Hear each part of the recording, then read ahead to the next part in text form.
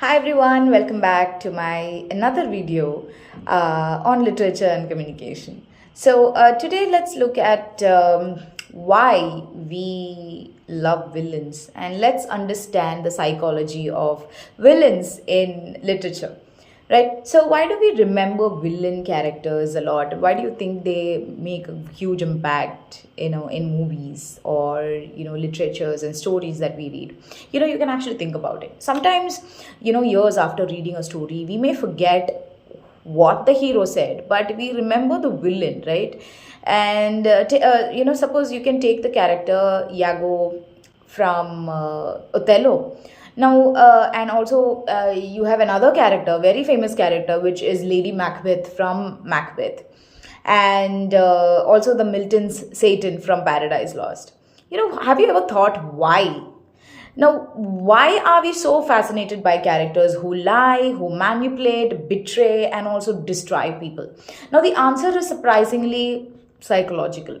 So, today let's look at the psychology of villains in literature. And the first thing literature teaches us is to understand that a good villain is rarely just evil. Okay, they usually have something more. They have a desire, they have a fear, they have an ambition, and sometimes they even have a reason that makes sense at least to themselves. So take Lady Macbeth.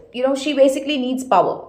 She wants power and she believes her husband is capable of becoming king, but she feels that he lacks the courage to do what is necessary. So she pushes him, right? Now, for her ambition, it becomes stronger than her morality, and that is what makes her quite interesting. We don't simply ask, is she evil?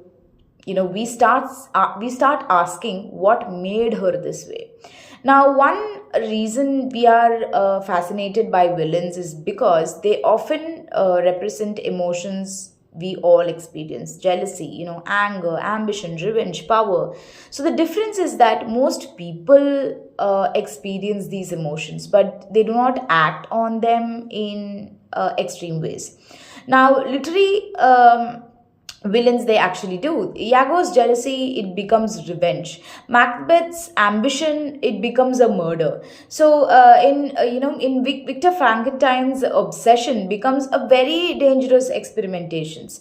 So these villains, they take ordinary human emotion and push them to an extreme, and that makes them psychologically quite fascinating. So they show us what could happen when one emotion takes control of the other person. So that is another reason we are interested in villains.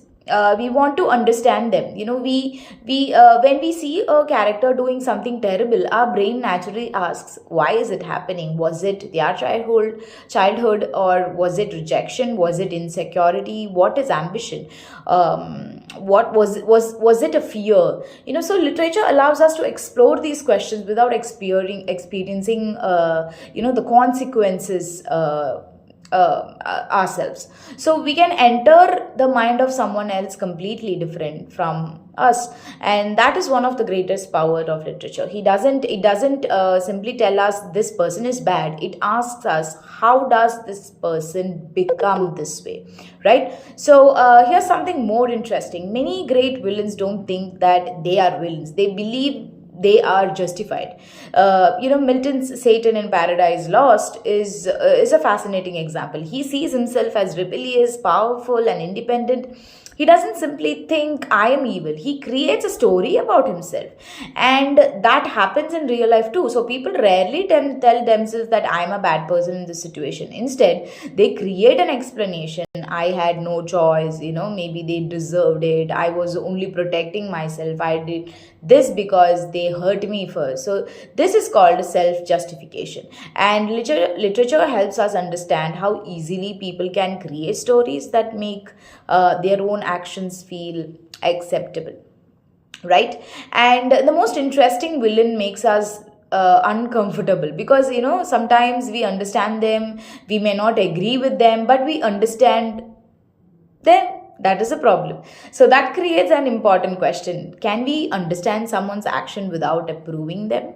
Now, literature says this because you can understand a villain's fear without accepting their violence. You can understand their ambition without supporting their cruelty. And you can also understand their pain without accusing their actions. So, this is one of the reasons literature is so powerful. It teaches us to look beyond simple labels. Perhaps the biggest reasons villains matter is this: they are not only about other people, they are about us.